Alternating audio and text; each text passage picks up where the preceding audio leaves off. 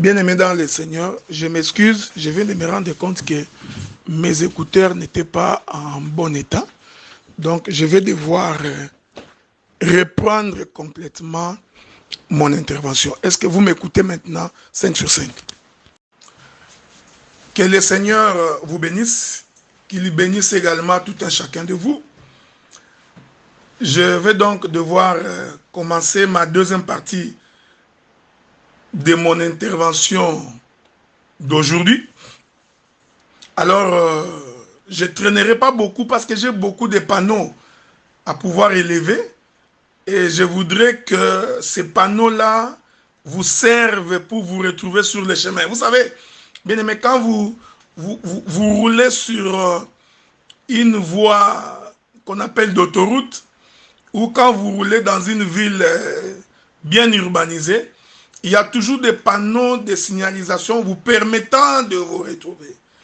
Donc, ce que nous allons devoir faire ce soir, c'est probablement lever beaucoup de panneaux de signalisation en espérant que l'Éternel vous aidera à comprendre. Je vous prie de me suivre avec beaucoup d'attention parce qu'il y aura beaucoup de turbulences aujourd'hui. Il y aura beaucoup de turbulences. Je vais d'abord prendre Ézéchiel chapitre 44. Prenons d'abord Ézéchiel chapitre 44.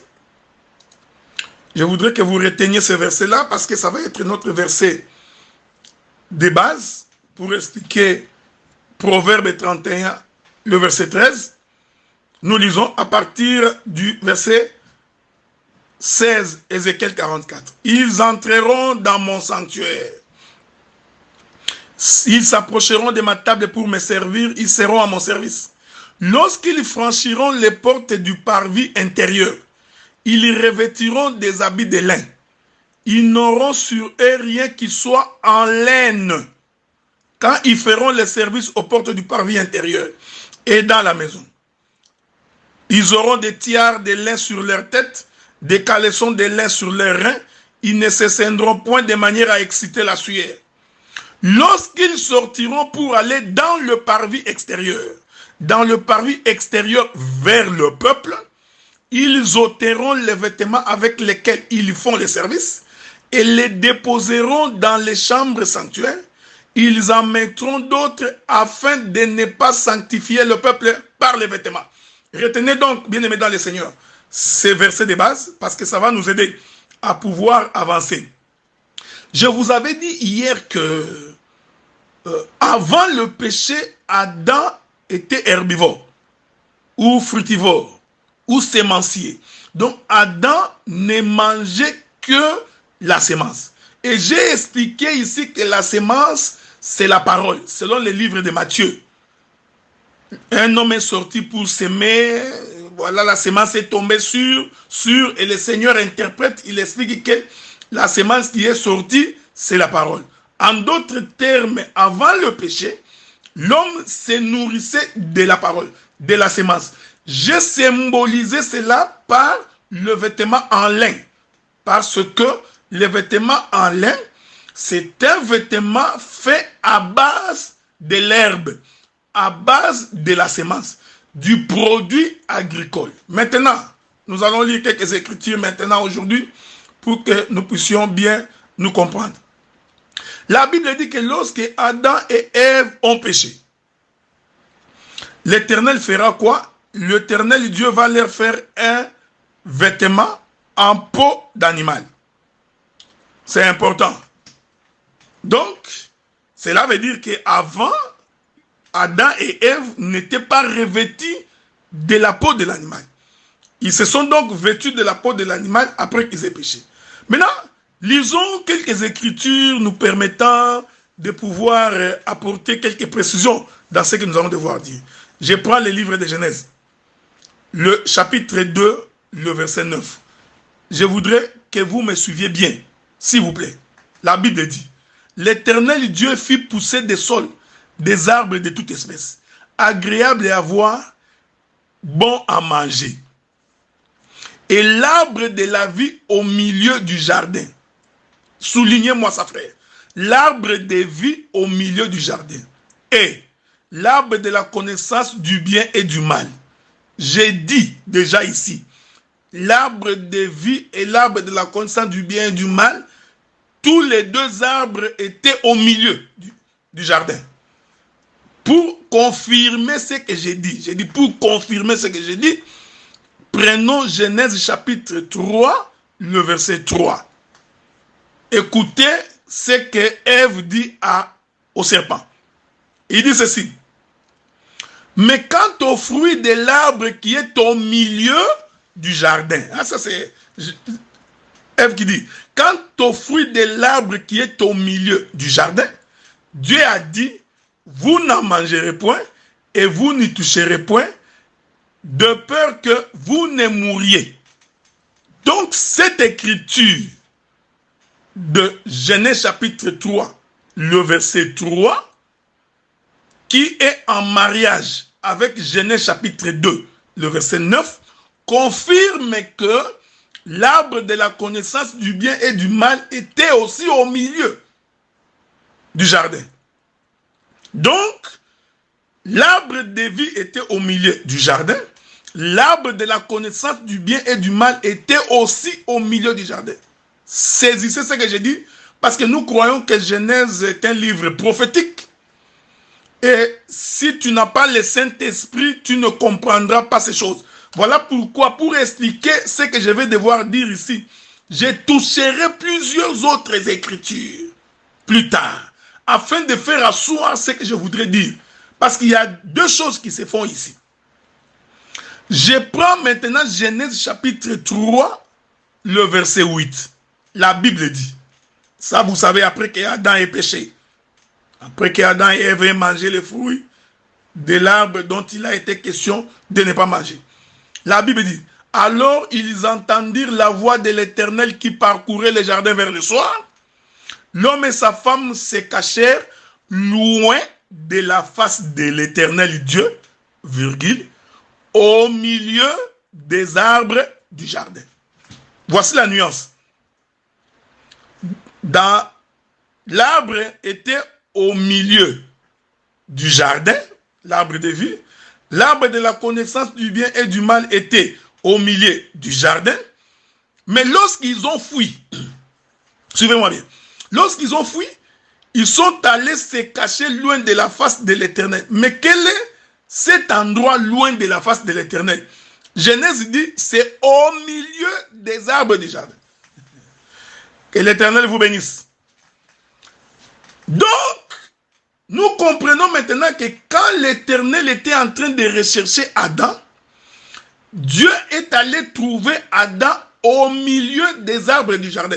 Donc, c'est-à-dire que ce n'était plus à l'endroit où Dieu avait l'habitude de rencontrer Adam.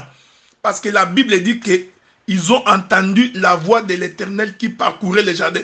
Donc, la voix de l'Éternel appelait Adam, Adam, Adam, où es-tu?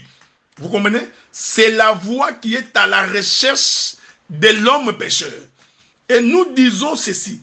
Cette voix-là que Adam et Ève ont entendue de loin, ce sont les prophètes. Est-ce que vous comprenez? Suivez-moi. Suivez-moi bien. Suivez-moi. Cette voix-là que Adam entendait de loin et que la voix était en train de parcourir le jardin, cette voix-là qui parcourait, qui recherchait l'homme pécheur, cette voix est un temps prophétique. C'est le temps des prophètes. Parce que au temps des prophètes, l'Éternel a voulu ramener l'homme. L'Éternel était à la recherche de l'homme. Donc nous comprenons que tout le temps que le Seigneur a envoyé les prophètes, c'était pour rechercher l'homme. Et nous disons, la voix qui parcourait les jardins est une voix qui sortait du lieu saint, et cette voix marchait jusqu'au parvis. Je vais devoir m'expliquer maintenant. Pour que Dieu se mette à la recherche d'Adam, c'est que l'Éternel est d'abord venu au lieu du rendez-vous. Il était venu à l'endroit où il rencontrait Adam régulièrement. Et nous disons, l'endroit où Dieu rencontrait Adam, c'est le lieu très saint. Voyez-vous? N'oubliez pas que je vous ai donné Ézéchiel chapitre 44, parce que c'est là-bas que je vais atterrir. Donc, l'Éternel prophétiquement rencontrait Adam dans le lieu très saint. Parce que le livre d'Exode nous dit que l'Éternel, quand il dit à Moïse, il dit, quand j'aurai besoin de te rencontrer, j'apparaîtrai dans les lieux très saints, hein? Donc, entre les deux propitiatoires. Je ne sais pas si je vais vous trouver cette écriture-là. C'est l'écriture de Moïse qui dit, c'est Dieu qui dit ça à Moïse. Hein? Donc, vous pouvez lire ça, Exode chapitre 25, le verset 22. On va lire ça pour votre information. Exode 25. Je vais même commencer par le verset 20. Les chérubins étendront les ailes par-dessus, couvrant de leurs ailes les propitiatoires. Se faisant l'un à l'autre, les chérubins auront la face tournée vers les propitiatoires. Tu mettras les propitiatoires sur l'arche et tu mettras dans l'arche les témoignages que je te donnerai. C'est là que je me rencontrerai avec toi du haut des propitiatoires entre les deux chérubins placés sur l'arche du témoignage. Je te donnerai tous mes ordres pour les enfants d'Israël. Voyez-vous, frère? Donc, quand l'Éternel voulait rencontrer Moïse, l'Éternel rencontrait Moïse sur du haut du propitiatoire entre les deux chérubins. Oh! Le propitiatoire, cette table, ce morceau de bois de propitiatoire qui est entouré de deux chérubins, se trouve dans les lieux très saints. Voilà pourquoi je confirme que prophétiquement, quand Dieu veut rencontrer le peuple, il les rencontre dans le lieu très saint. C'est pourquoi même les souverains sacrificateurs, après avoir sacrifié l'animal et qu'il a repris le sang de l'animal, il reprend la cendre de l'animal qui symbolisait le peuple d'Israël.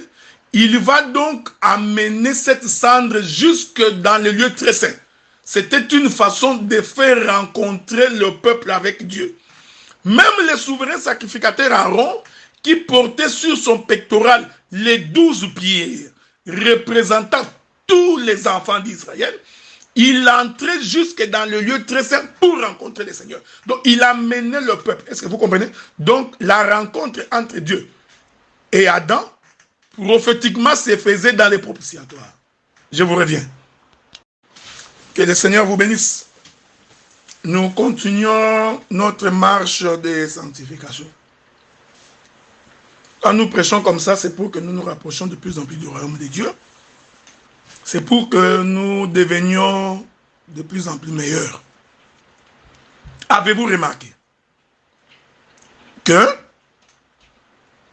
la voie qui est en train de rechercher Adam, nous disons que cette voie, parce qu'il y a eu un moment où la voie parcourait jusqu'à ce que la voie a rencontré Adam. Pour confirmer que la voie finit par rencontrer Adam, je vais vous lire une écriture. Je suis toujours dans Genèse. La Bible dit, Genèse chapitre 3, verset 21. L'Éternel Dieu fit à Adam et à sa femme des vêtements de peau et il les en revêtit. Voyez-vous, frère? Donc, il y a eu un temps où la voie parcourait les jardins pour chercher Adam. Et il y a eu un moment où la voix, qui devient Dieu lui-même, qui fait quoi? Qui maintenant va revêtir Adam. Donc, l'Éternel a fini par retrouver Adam. Écoutez, bien-aimés dans le Seigneur. Adam, avant le péché, il se nourrissait de la sémence que j'ai symbolisée par les vêtements en lin. Quand Adam pêche, il fuit. L'Écriture dit, l'homme et la femme, après avoir mangé, découvrirent qu'ils étaient nus. Parce qu'en réalité, ils n'étaient pas nus avant. C'est lorsqu'ils ont péché qu'en réalité, qu'ils se sont débarrassés du vêtement en lin. Ils vont donc maintenant fuir et aller au milieu des arbres du jardin. J'étais en train de vous dire que l'Éternel rencontrait Adam dans le lieu très saint. Parce que c'était ça la chambre de l'Éternel. C'était les lieux où l'Éternel s'est dévoilé. C'est les lieux où l'Éternel s'est déshabillé. Et c'est là que Dieu rencontrait Adam. La voix a commencé à chercher Adam dans ces lieux. Mais écoutez, la Bible dit que Adam, ils ont mangé le fruit de l'arbre de la connaissance du bien et du mal. Et après avoir mangé ces fruits, et nous disons, parce que je vous ai fait comprendre qu'en réalité, l'arbre de vie et l'arbre de la connaissance du bien et du mal, les deux étaient au milieu du jardin. Ce n'était pas au milieu des arbres du jardin, mais j'ai dit au milieu du jardin. Les deux. Et quand Adam fuit, il va maintenant aller se cacher au milieu des arbres du jardin. Donc Adam a fait un déplacement. Il a quitté les lieux de sa rencontre avec Dieu. Il s'est retrouvé dans le lieu saint. Et je dis, le lieu saint, c'est là où il y avait l'arbre de vie et l'arbre de la connaissance du bien et du mal.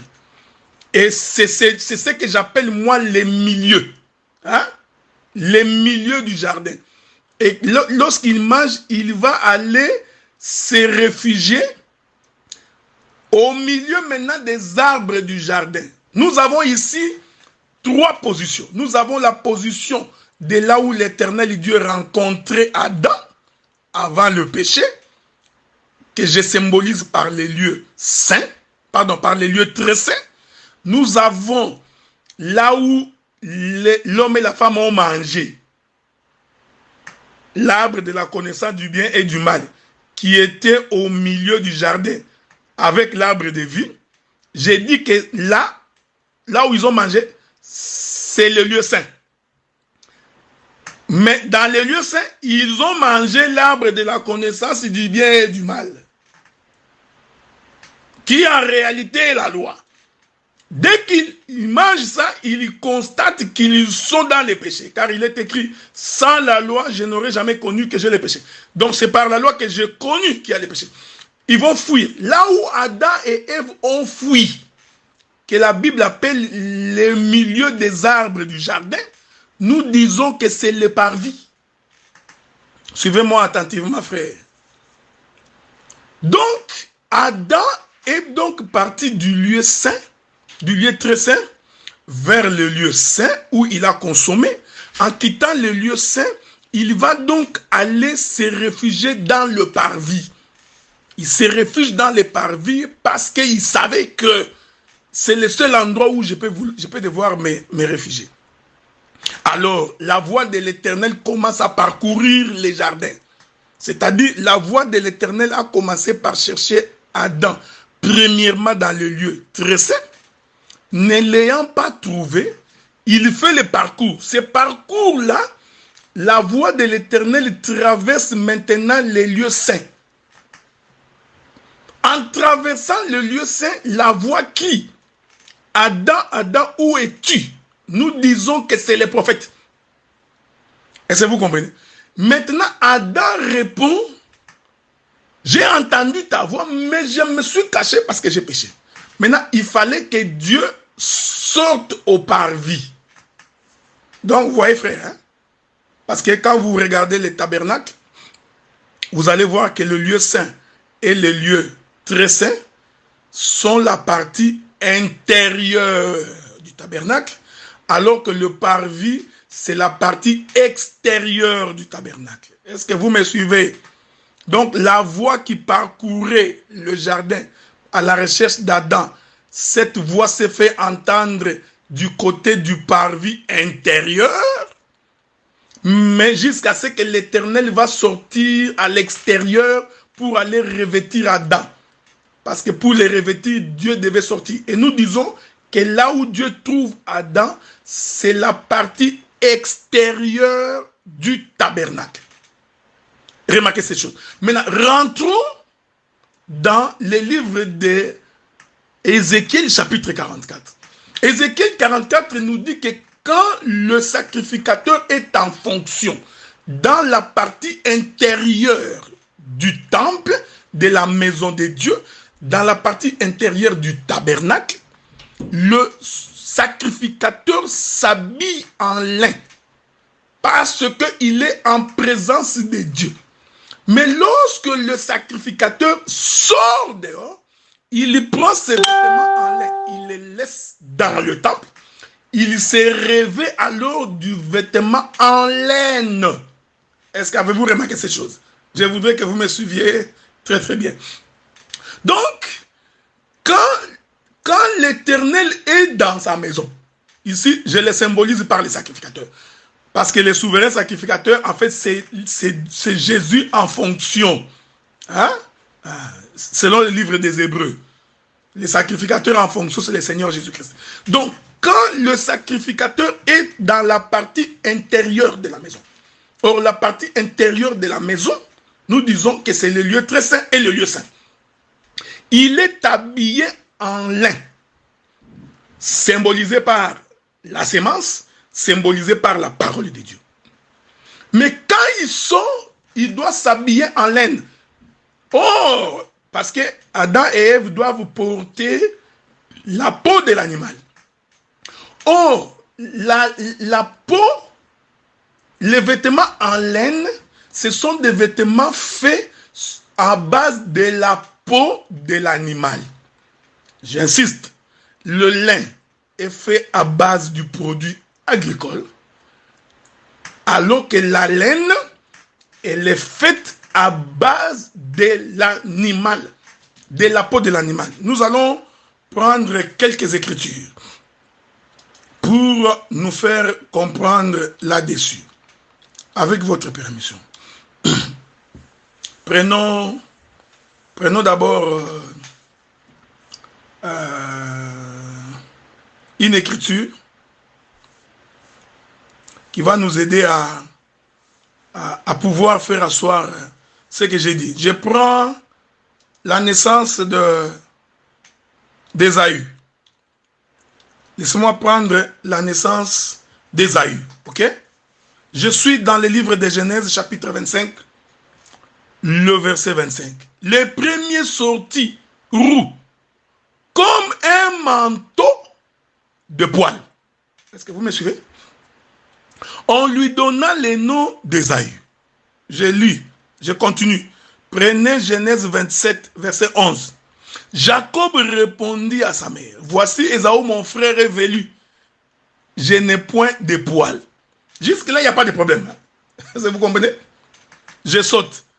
Genèse 27, le verset 16.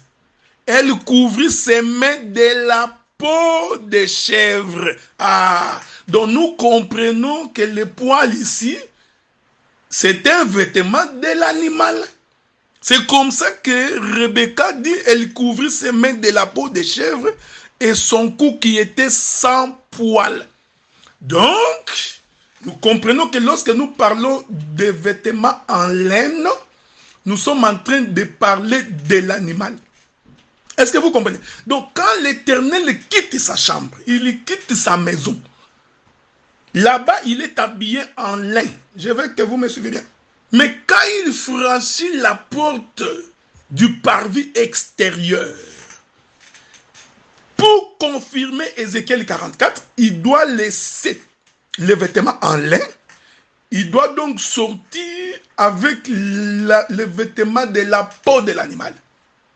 Et nous disons que le lieu saint, par rapport au lieu très saint et au parvis, se trouve au milieu. Est-ce que vous comprenez?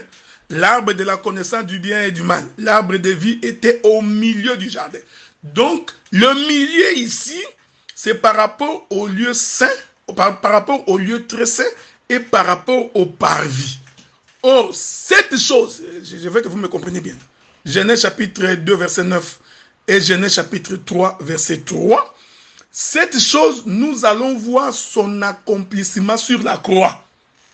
Remarquez, bien aimé dans le Seigneur, que sur la croix, Jésus était crucifié au milieu des deux brigands. Faites attention. Faites attention. Il était crucifié au milieu des deux brigands. Donc, Jésus lui-même qui était au milieu là, c'est le lieu saint. Mais dans le lieu saint, il y a l'arbre de vie et il y a l'arbre de la connaissance du bien et du mal. Les deux au milieu. Et c'est au milieu par rapport au lieu très saint et par rapport au parvis.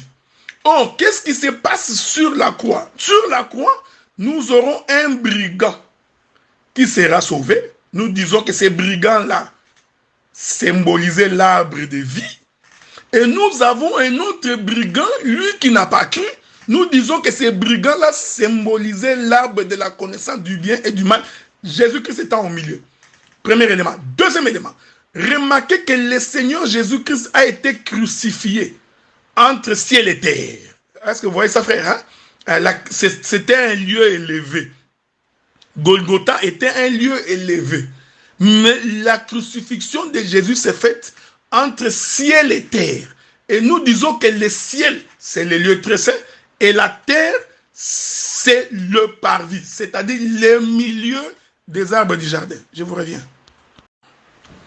Que le Seigneur vous bénisse, bien-aimés dans le Seigneur, et qui vous garde, vous qui avez donné de votre temps pour nous écouter. Je crois que le Seigneur se souviendra de vous.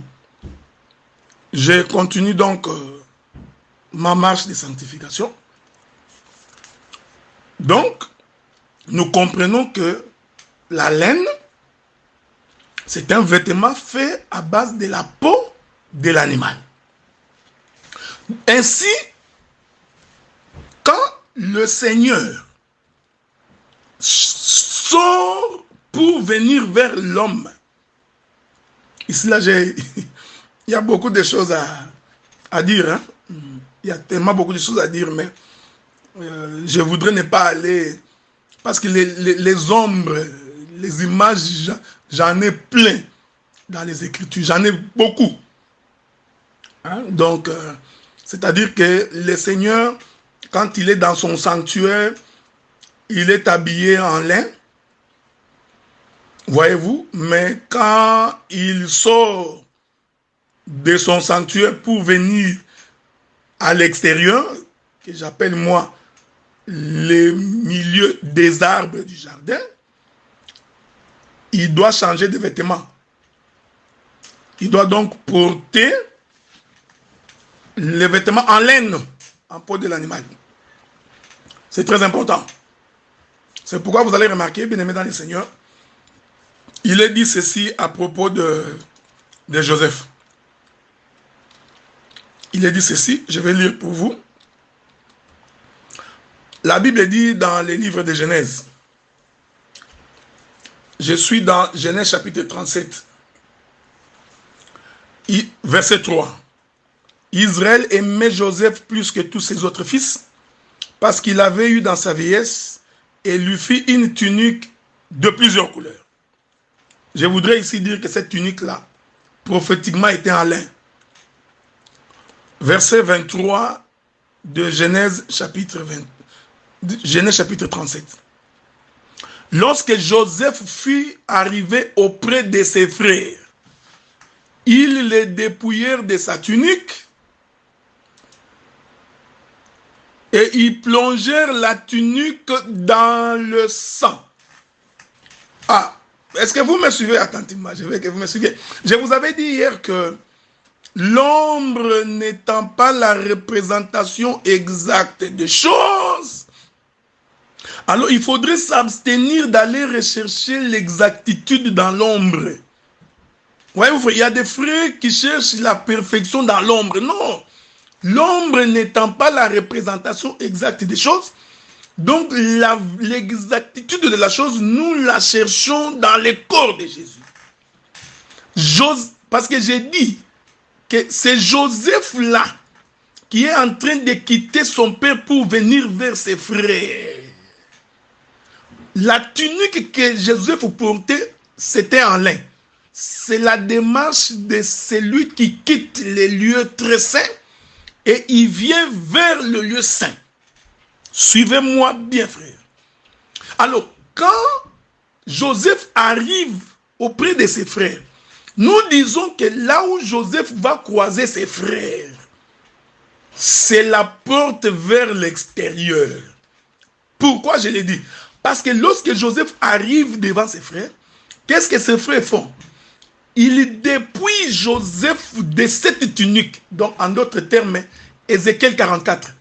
Lorsque les sacrificateurs voudraient franchir la partie intérieure pour aller à la partie extérieure du temple, il doit donc enlever le vêtement en lin qu'il portait.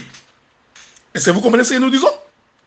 Donc, les frères de Joseph qui sont en train de dépouiller Joseph de sa tunique, cet acte-là, en réalité, c'est l'acte du souverain sacrificateur qui enlève, qui se déshabille de son vêtement en lin.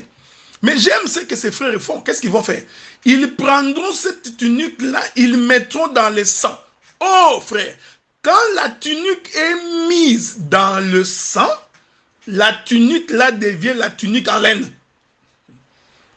Nous sommes en train de balancer la nuit. Est-ce que vous remarquez cette chose? Voyez? Vous avez remarqué?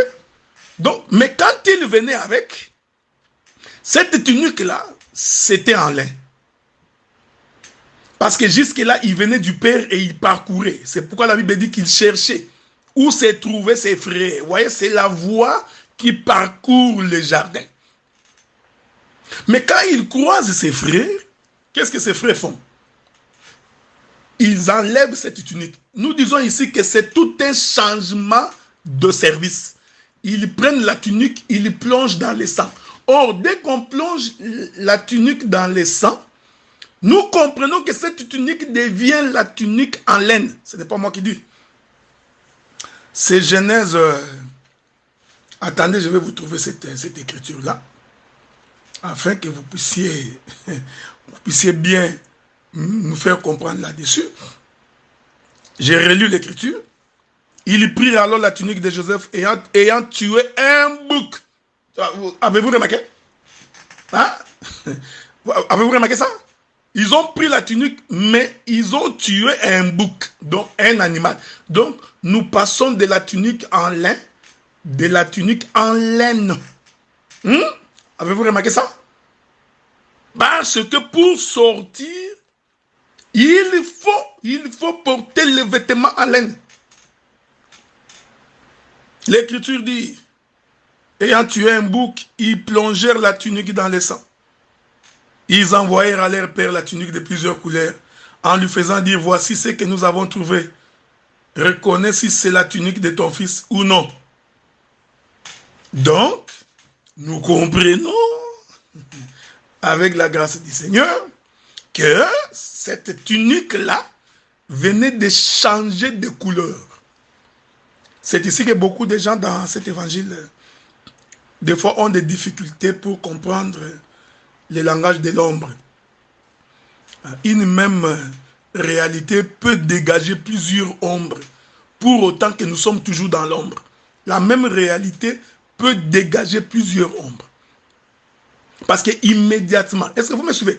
Parce que immédiatement après avoir plongé la tunique dans le sang, Joseph va aller en Égypte. Donc il va à l'extérieur. C'est-à-dire il sort. J'aime ces choses. C'est-à-dire qu'il quitte la partie intérieure du tabernacle. Il va maintenant dehors, voyez-vous, à la partie extérieure, c'est-à-dire l'Égypte. Ici, il a donc changé les vêtements. Pourquoi j'ai dit ça? Parce que la femme vertueuse qui se procure le lin et la laine et qui travaille dans la joie, cette femme vertueuse-là explique dans cette posture de l'écriture ces deux choses que je suis en train d'expliquer ici. C'est pourquoi nous croyons que quand quelqu'un a rencontré le Seigneur, il change son comportement, il change sa manière de vivre. Ça, c'est la foi que nous avons dans cet évangile. Donc, croire au Seigneur ne consiste pas seulement à prier, aller à l'église, à dire que je connais Dieu ou que Dieu combat pour moi. C'est comme ça que beaucoup de gens ne réussissent pas, ils échouent parce qu'en fait, dans leur fort intérieur, ils n'ont pas encore véritablement rencontré le Seigneur. Est-ce que vous comprenez ce que nous disons? Donc, pour que la femme vertueuse travaille avec gaieté, avec la joie, il faut que ces deux choses s'accomplissent. Parce que vous allez remarquer qu'il s'agit des deux sacerdoces. Alors l'écriture dit, que les vêtements en laine symbolisent l'animal. Donc, quand l'Éternel sortait du jardin pour aller retrouver Adam et Ève, que j'ai dit qu'ils étaient au parvis, parce que quand l'homme pêche, il va se réfugier au parvis. Un enfant de Dieu, un véritable enfant de Dieu, quand il pêche, le lieu de son refuge doit être le parvis. Pourquoi? Parce qu'il sait que le Seigneur viendra me chercher au parvis. Un juif, quand il a péché même chez lui à la maison, il prend son offrande pour l'expiation du péché, il doit amener cette offrande au parvis. Il ne reste pas avec l'offrande chez lui à la maison, parce qu'il sait que Dieu ne viendra pas chez lui à la maison. Il sait que Dieu, s'il veut pardonner les péchés, s'il veut m'agréer, c'est au parvis qu'il viendrait me chercher. Est-ce que vous comprenez ça? Donc c'est au parvis qu'il viendrait me chercher. C'est comme ça que nous disons que quand le Seigneur est en train de sortir la voie parcours, nous disons que c'est le temps. C'est le temps des prophètes. Mais quand il sort, il ne peut pas sortir avec les vêtements en lin. Il prend les vêtements en lin, il laisse dans la maison. Comprenez-moi bien. Il sort donc, il prend maintenant la peau, il devient un animal. Vous comprenez? Il devient donc Ésaü. Il prend la peau. C'est pourquoi, je vous avais lu, je vais rentrer dans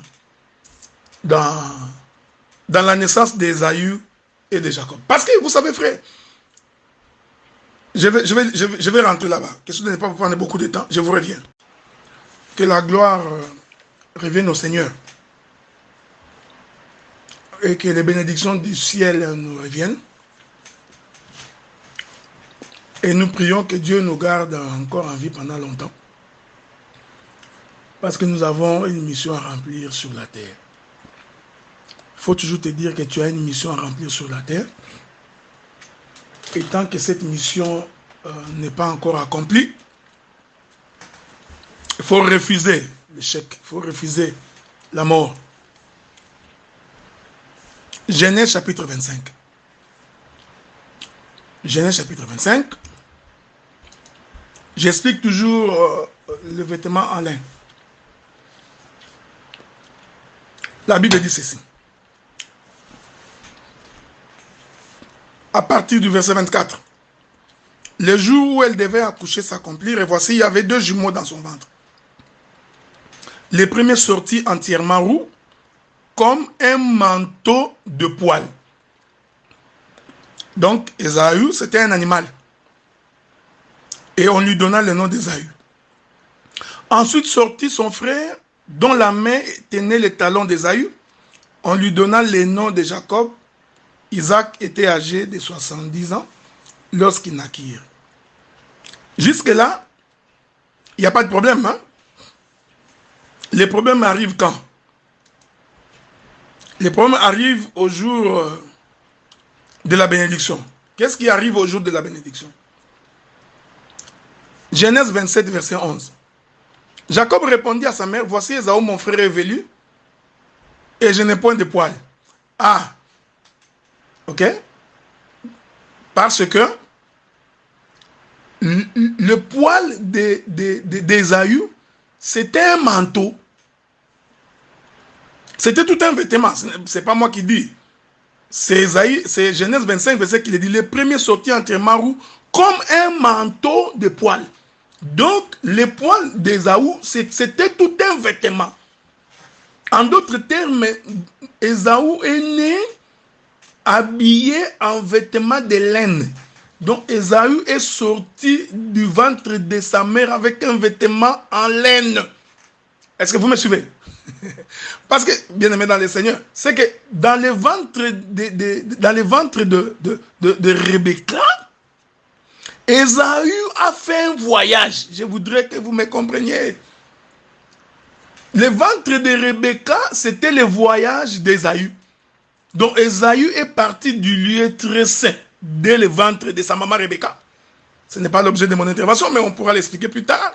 S'il y a des questions, il va traverser le lieu saint dans le ventre de sa maman. Maintenant, quand il sort, nous disons qu'il a laissé les vêtements en lin dans le ventre de sa maman.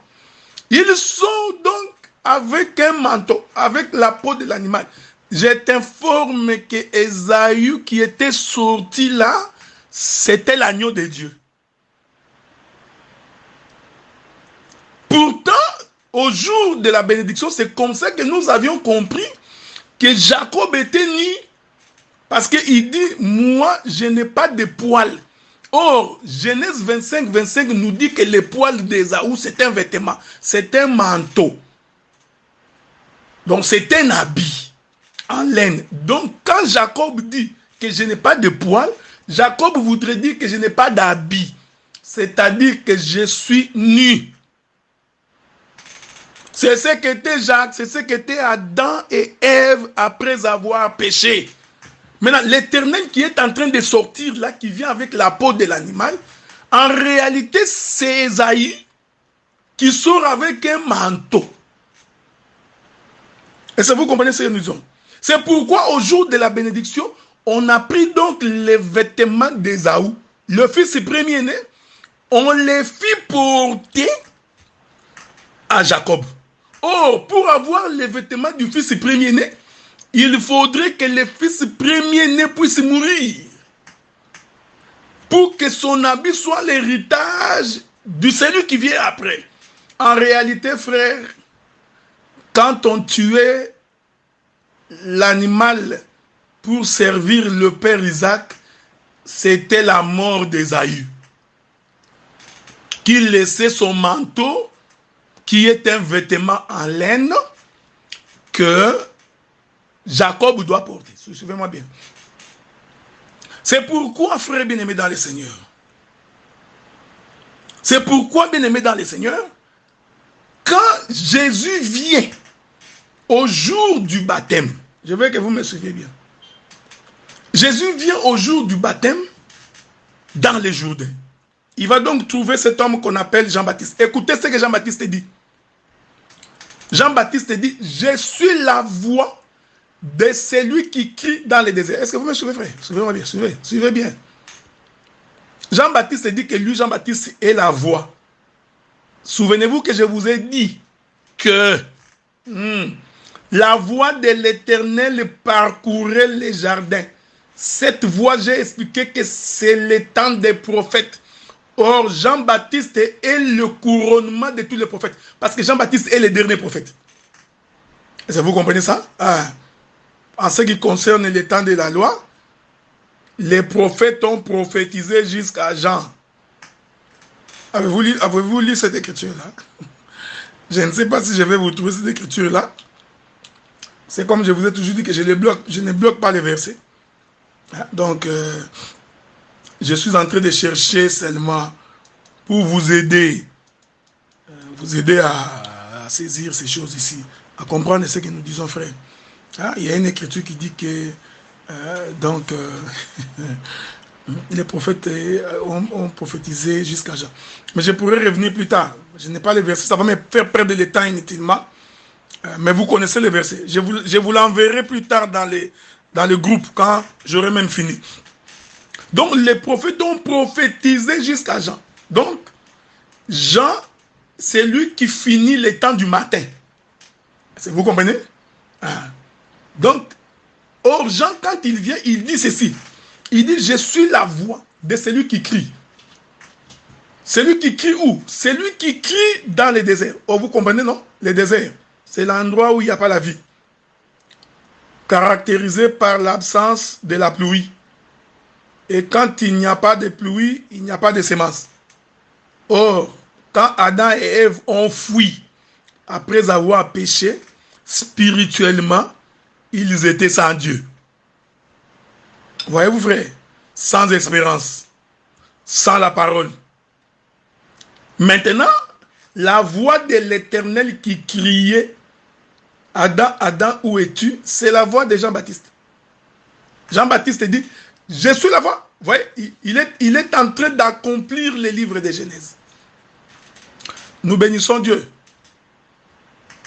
qui nous a donné l'intelligence pour comprendre ces choses. Jean-Baptiste dit, je suis la voix. Quelle est cette voix qui a crié dans les déserts? C'est la voix des prophètes. Avez-vous remarqué ça, frère? C'est la voix des prophètes. Parce qu'Israël est un peuple au courant, il n'entend jamais, il n'écoute pas les conseils. Dieu parlait, il parlait en vain. Les ciels étaient fermés pour ces gens-là.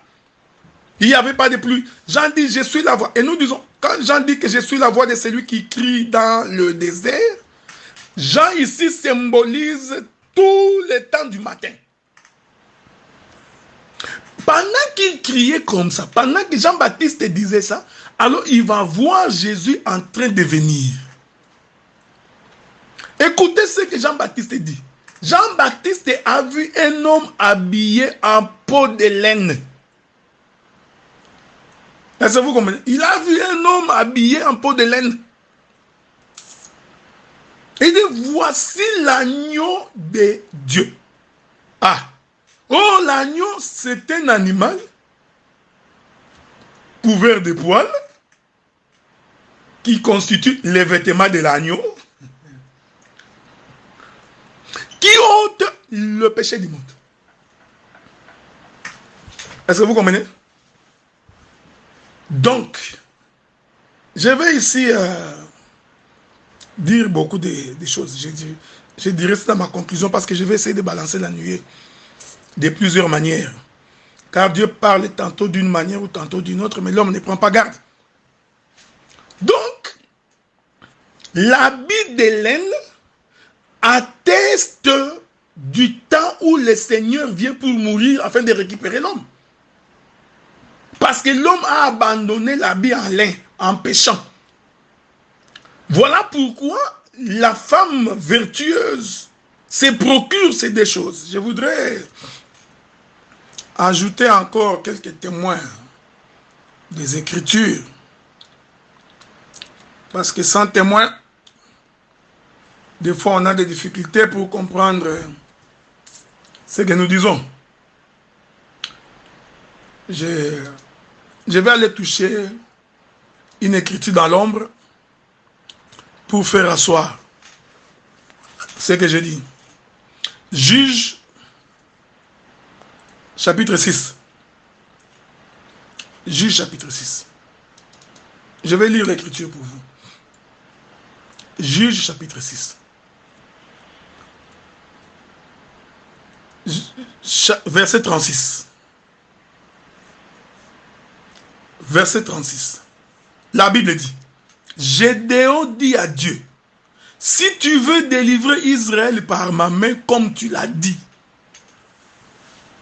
Suivez, frères bien-aimés dans le Seigneur. Vous savez, je vais répéter ce que j'avais dit hier. Ce n'est pas à force de lire les syllabus qu'on devient ministre. Non. Ce n'est pas à force de suivre des cours bibliques qu'on devient ministre de la parole. Non. Ce n'est pas à force de répéter que l'on devient ministre. Le ministre de la parole est un producteur des enseignements. C'est quelqu'un qui est capable de voir là où le peuple ne peut pas voir. Voilà pourquoi il est important de se sanctifier. Voilà pourquoi il est important de craindre Dieu. Parce que Dieu n'abandonne pas ses enfants. Voilà la nécessité d'avoir le Saint-Esprit. Frère, le Saint-Esprit est un don qui nous a été promis. Et le Saint-Esprit nous enseigne à fuir, à abandonner, à nous convaincre du péché. Sans quoi nous aurons beaucoup de philosophes, beaucoup des hommes intelligents qui vont répéter des enseignements, qui vont répéter des syllabus. Des gens qui ne comprennent absolument rien des choses de Dieu. Regardez, frère. Gédéon dit à Dieu, si tu veux délivrer Israël par ma main, je reviens. Je reviens bientôt. Shalom, bien-aimé dans le Seigneur. Je crois que c'est l'avant-dernière partie de mon intervention. Je sais que j'ai grignoté 3 minutes ici, 2 minutes là-bas. 4 ici. Je vous prie de pouvoir me pardonner. Ça n'a pas été intentionnel. Donc, généralement, quand nous parlons comme ça, nous ne nous rendons même pas compte que nous avions débordé de quelques minutes. Ok? Je vous prie donc de me supporter. Comme j'ai toujours dit, je suis votre frère. Hein? Je suis un bon frère. Il faut me supporter. J'étais en train de lire le livre des Juges, chapitre 6. Je commence par le verset 36. La Bible dit, Gédéon dit à Dieu, si tu veux délivrer Israël par ma main, comme tu l'as dit, voici, je vais mettre une toison de laine dans l'air. Si la toison seule se couvre de la rosée et que tous les terrains restent secs, je connaîtrai que tu délivreras Israël par ma main, comme tu l'as dit. Il arriva ainsi, le jour suivant, il se leva de bon matin, pressa la toison, et il en sortit la rosée qui donna de l'eau pleine une coupe. Gédéon dit à Dieu, que ta colère ne s'enflamme point contre moi. Je ne parlerai plus cette fois-ci. Je voudrais seulement faire encore une preuve avec la toison. Que la toison seule sèche et que tous les terrains se couvrent de la rosée. Dieu fit ainsi cette nuit et la toison seule resta sèche et tous les terrains se couvrirent de la rosée. Que le Seigneur vous bénisse. Nous sommes toujours en train d'expliquer la laine.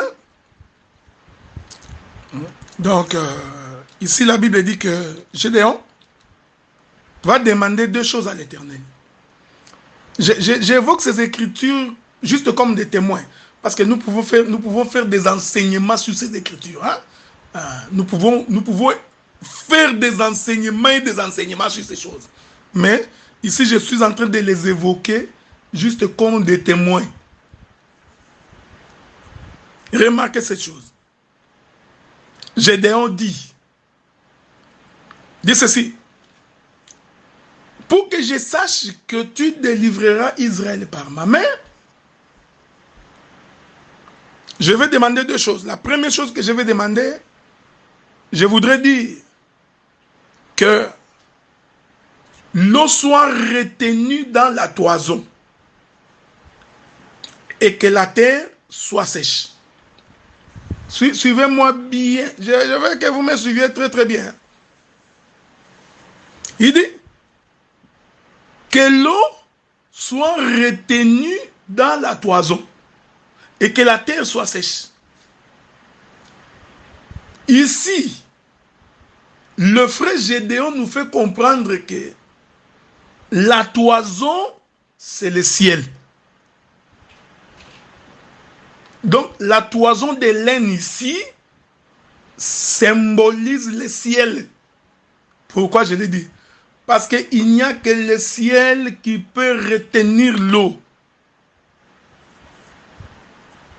Est-ce que vous comprenez? Parce que l'eau, c'est aussi la neige. Vous pouvez ajouter l'écriture dans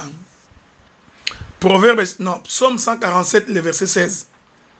Il donne la neige comme de la laine. Voyez-vous, ça c'est Psaume 147, le verset 16. Remarquez. Donc, quand Gédéon dit que l'eau soit retenue dans la toison, comprenez tout simplement que ici, la toison, c'est le ciel. Ensuite, il fait une autre demande. Il dit, je voudrais aussi que la toison soit sèche et que l'eau descende sur la terre.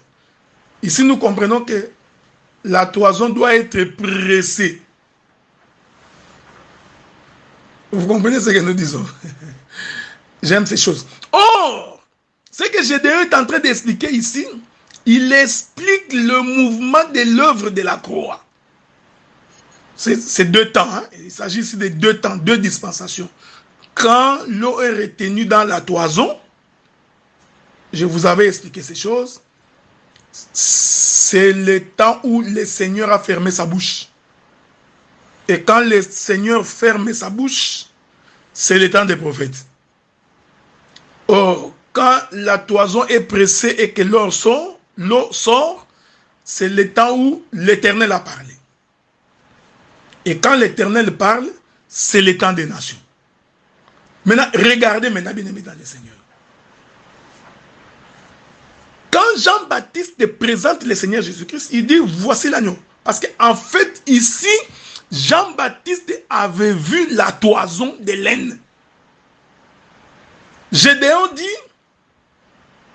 que l'eau soit retenue dans la toison. Suivez-moi bien. Que l'eau reste dans la toison. Et cette toison était la toison de laine. Suivez-moi bien. C'est-à-dire que quand Jean-Baptiste est en train de présenter le Seigneur, il dit, voici l'agneau de Dieu qui ôte le péché du monde. Jean-Baptiste présentait la laine, l'homme habillé en peau de laine, parce que c'était l'agneau. Mais avant que Jean-Baptiste ne présente Jésus, Jean-Baptiste dit, je suis la voix de celui qui crie dans les déserts. C'est-à-dire, je vous avais dit, hein, frère, je vous avais promis qu'il y aura des turbulences aujourd'hui. Heureusement que nous sommes dans un DC-10 738. Donc, même s'il y a des turbulences, on va arriver à destination. Regardez, frère. Je vous avais dit que quand Jean-Baptiste est en train de dire je suis la voix de celui qui crie dans les déserts, c'est Jean-Baptiste là qui crie dans les déserts. C'est lui qui parle là. C'est le temps des prophètes. Or, au temps de prophètes, la pluie n'était pas tombée. C'est pourquoi Jean-Baptiste parle du désert. Avez-vous remarqué ça? C'est pourquoi Jean-Baptiste dit, je suis la voix de celui qui crie dans les déserts.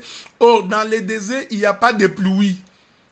Dans les déserts, le ciel est fermé. Donc, quand Jean-Baptiste disait, je suis la voix de celui qui crie dans les déserts, Jean-Baptiste voulait dire, le ciel est fermé. Est-ce que vous me suivez? Il voulait dire que le ciel est fermé. La pluie ne tombe pas. Parce que c'est le temps du matin. Alors, pendant qu'il dit ça, pendant que Jean-Baptiste dit ça, lui-même Jean-Baptiste était habillé en peau de l'animal. Pendant que Jean-Baptiste disait ça, il était habillé en peau de l'animal. Est-ce que vous me suivez? Pendant qu'il dit ça, il présente Jésus, il dit, voici l'agneau de Dieu qui ôte les péchés du monde. Quand Jean-Baptiste présente l'agneau, je t'informe, frère, c'est Jésus-là, c'était la toison de laine qui renfermait l'eau.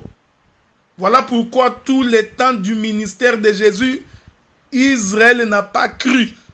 Parce que l'eau était retenue dans la toison de laine. L'eau était retenue dans le vêtement de laine, dans l'habit de laine. Est-ce que vous me suivez, frère? Je ne sais pas si vous comprenez ces choses. Donc, quand Jésus commence son ministère, c'était toujours, le ciel était fermé. Or, le ciel être fermé veut dire, il n'y a pas de pluie. Or, quand il n'y a pas la pluie, c'est-à-dire personne ne peut croire, c'est le temps des prophètes. Donc, tout le temps que Jésus marchait, suivez-moi bien maintenant, parce que je suis en train de sonder les entrailles de l'Éternel.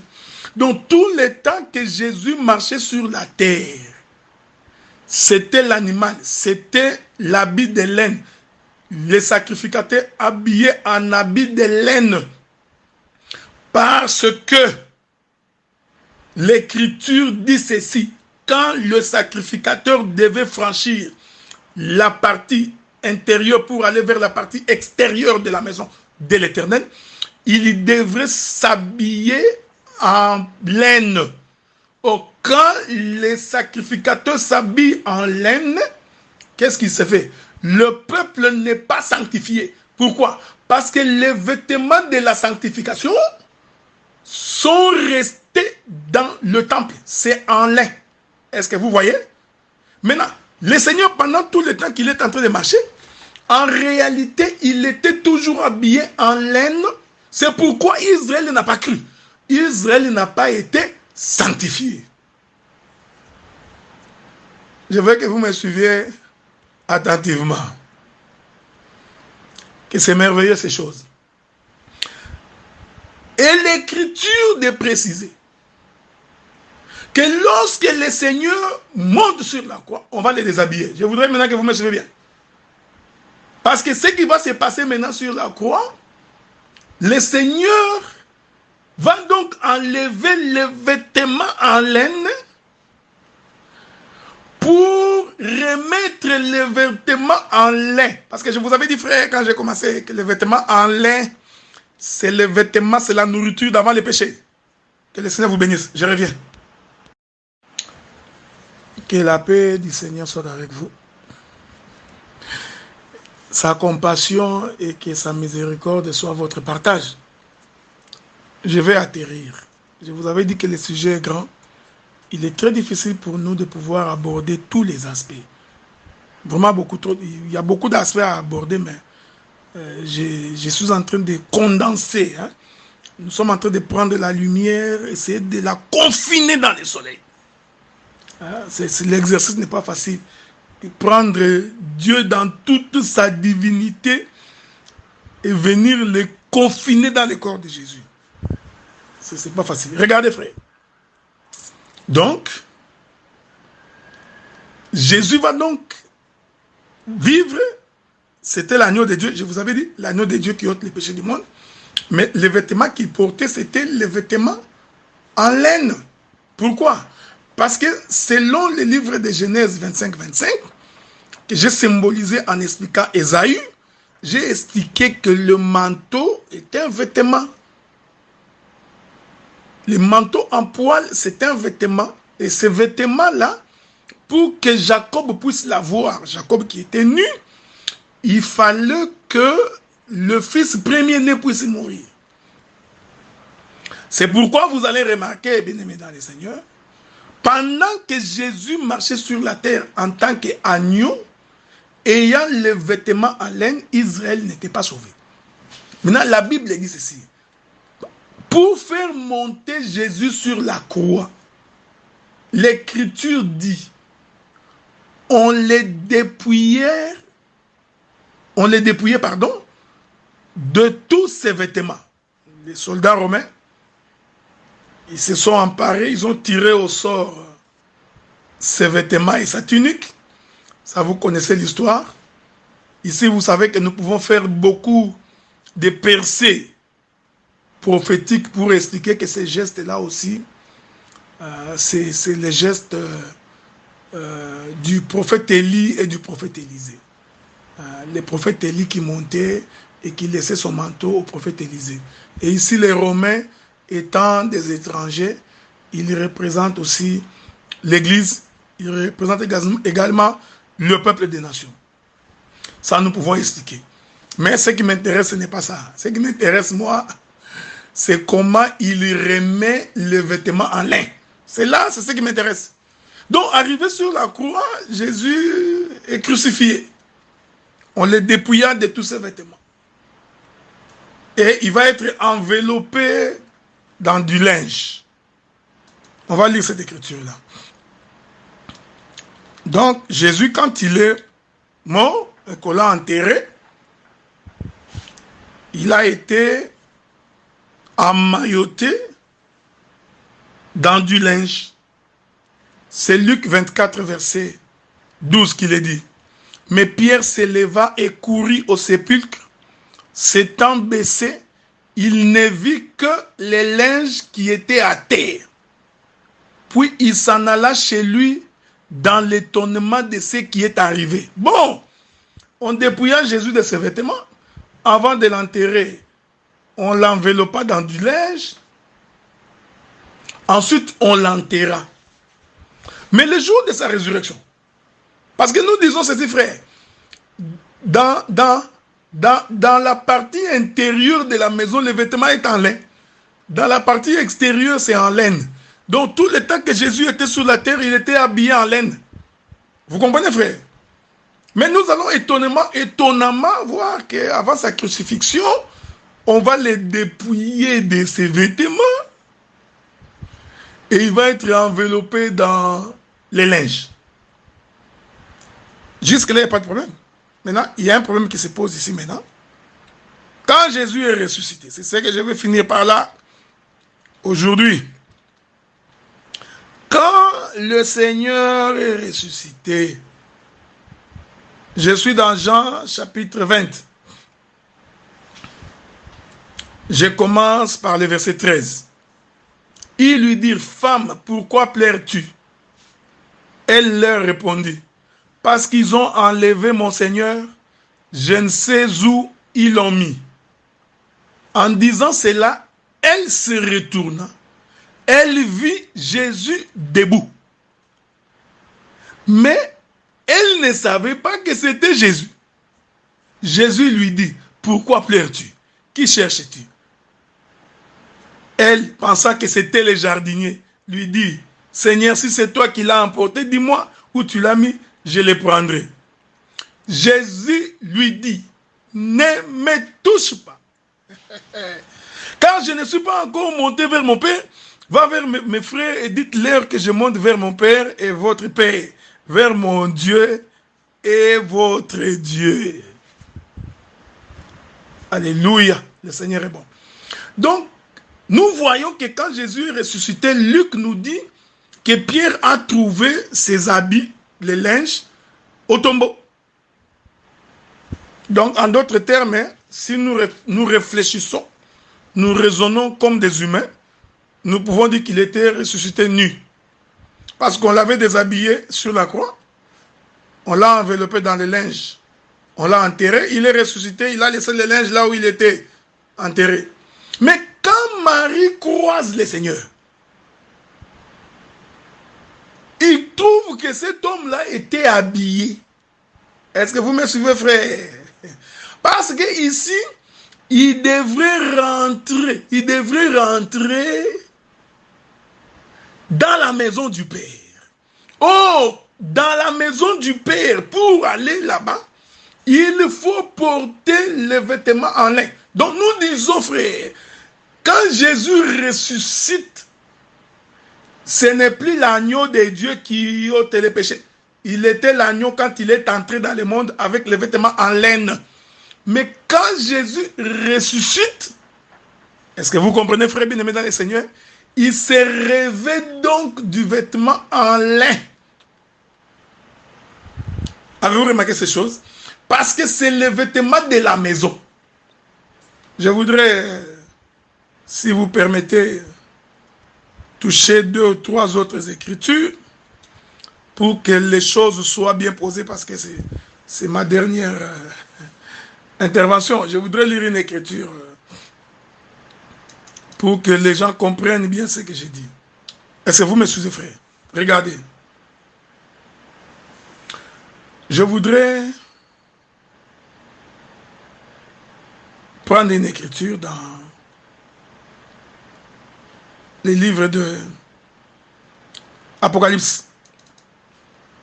Apocalypse chapitre 19, le verset 6. J'ai entendu comme une voix d'une foule nombreuse, comme un bruit de grosses eaux, comme un bruit de fort tonnerre, disant Alléluia, car le Seigneur notre Dieu Tout-Puissant est entré dans son règne. Je suis dans Apocalypse chapitre 19. Réjouissons-nous et soyons dans l'allégresse. Donnons-lui gloire, car les noces de l'agneau sont venues, et son épouse s'est préparée. Et il lui a donné de se revêtir. J'aime ça. Il lui a donné de se revêtir. Quand on dit revêtir, c'est-à-dire vêtir de nouveau. Il lui a donné de se revêtir du fin lin éclatant pur. Car le lin, ce sont les œuvres justes des saints. Donc, vous comprenez, frère? J'espère que vous avez saisi. C'est-à-dire qu'après la résurrection, le Seigneur a repris son vêtement de lin. Voilà pourquoi nous disons qu'avant que l'homme ne pêche, avant qu'Adam ne pêche, sa nourriture était la parole, symbolisée par le vêtement en lin. Et quand l'homme pêche, le Seigneur sort avec les vêtements en laine qui symbolisent l'œuvre de la croix, qui symbolise l'œuvre du salut. Et c'est avec cette œuvre de salut que nous allons marcher sur la terre. Mais pour rentrer au ciel, nous devons nous revêtir de ces fins lins. Maintenant, je vais ouvrir quelques petites brèches, toujours dans l'ombre. Je vous ai retenu ce que je vais dire. Vous savez, frère, l'ombre, c'est comme je dis, n'est pas la représentation exacte des choses. Et je t'informe que l'ombre commence depuis la création jusque sur la croix. Je pourrais même dire que l'ombre commence depuis la création jusqu'à la venue du Saint-Esprit. Donc tout ce qui s'est passé avant la venue du Saint-Esprit est une ombre. J'ai dit tout, même la vie de Jésus sur la terre est une ombre. Remarquez, frère. Oh, l'écriture que nous avons lue, c'est là que j'ai conclu. Dans Ézéchiel chapitre 44, il était interdit aux sacrificateurs de la loi de sortir avec les vêtements en lin dehors. Ici, je suis en train de balancer la nuée. Je dis bien, je balance la nuée. C'est important. Je balance la nuée. Donc, je prends un autre chemin. Je prends le chemin de l'Esprit et de l'Éternel. Quand le Seigneur avait dit aux sacrificateurs de ne pas sortir avec les vêtements qu'ils exerçaient avec dans le sanctuaire, le Seigneur avait dit, c'est pour que vous ne sanctifiez pas le peuple. En d'autres termes, Dieu refusait que le peuple soit sanctifié. Parce que Dieu savait que si les sacrificateurs sortent avec les vêtements en lin, le peuple va être sanctifié. Donc nous comprenons que ces vêtements-là en lin, c'est ça la sanctification. Or l'Écriture dit, Père, je les ai sanctifiés par la parole. Ils sont saints de par la parole que j'ai prononcée. La parole qu'ils ont écoutée les a sanctifiés. Donc nous comprenons que les vêtements en lin, comme j'avais dit au début, c'est la parole. Donc, quand les souverains sacrificateurs sortaient et qu'ils laissaient les vêtements en lin dans la maison, c'était pour dire que Dieu avait interdit qu'Israël puisse avoir la parole. C'est la toison de laine remplie d'eau. Est-ce que vous remarquez ça, frère? Donc, c'est le ciel fermé. Hein? Donc, c'est priver Israël du salut. Dieu avait dit, tu laisseras l'habit de sanctification en lin. J'aime ça. Dans les sanctuaires. Mais regardez, frère. Quand le Seigneur vient, là, j'ai changé de bande d'autoroute. C'est là que j'ai fini. La Bible dit qu'un jour, Jésus s'est promené. Alors, il y avait une femme qui avait la perte de sang. Cette femme qui avait la perte de sang, comme vous savez, avait tout dépensé. Il n'a pas été guéri. Cette femme avait l'œil du prophète. Parce que cette femme, en regardant Jésus, il a vu les vêtements de sanctification qui restaient dans le sanctuaire. Un homme est sorti avec ça dehors. Donc Jésus, lui, n'a pas laissé l'habit de sanctification dehors. Il est sorti avec les vêtements en lin. Ici, j'ai changé de bande d'autoroute. Est-ce que vous me suivez? La peau de laine, l'habit en laine était un voile pour Israël. J'aime ces choses. Cette femme vient, elle vient toucher le Seigneur au pan de sa robe, parce qu'il avait compris que cet habit, ça sanctifie. Ici, cette robe-là, c'est la robe en lin. Est-ce que vous voyez ça, frère? Et Jésus dit ceci. Quelqu'un m'a touché. Quelqu'un m'a touché, alors que Jésus était au milieu de la foule. Mais il a compris que quelqu'un l'avait touché. Le temps nous manquerait que la foule là où Jésus s'est trouvé quand la femme est venue la toucher. Le temps nous manque pour dire que cette foule-là, c'était les arbres au milieu du jardin. C'était les parvis. Hein? Le temps me manque. Parce que j'ai déjà débordé de 5 minutes. Bien-aimés dans le Seigneur, que la paix de Dieu soit avec vous. Et que Dieu vous garde. Je vous remercie de m'avoir suivi. Je remercie tous les saints. Nous n'avons pas la prétention d'avoir abordé la question sur le plan exhaustif. Il y a certainement des brèches, des portes qui permettront également à d'autres serviteurs de pouvoir exploiter les textes. Que Dieu vous bénisse.